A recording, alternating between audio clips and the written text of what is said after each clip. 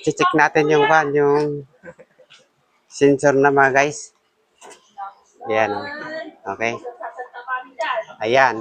Okay. Ipan mo. Sukatin mo diri ko. Pakita natin sa kanila.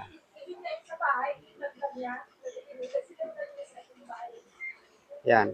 Unahin natin yung ang tube sensor. Ayan. Tingnan natin. Ayan. Change value na mga guys. Ayan o. 409 na. Bali, ang nakalagay dito ay 20K ang nakalagay. Ngayon, dito naman ay 15K pero 12K pa ito mga guys. Sige, tingnan mo. Ayan. 12K. Change value na rin mga guys. Pero try muna natin palitan yung isa. Okay?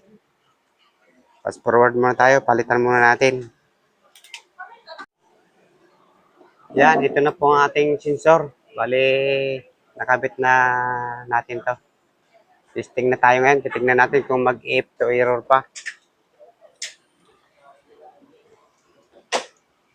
Ayan, ito na po. Okay na. Hindi na siya nag-if to error.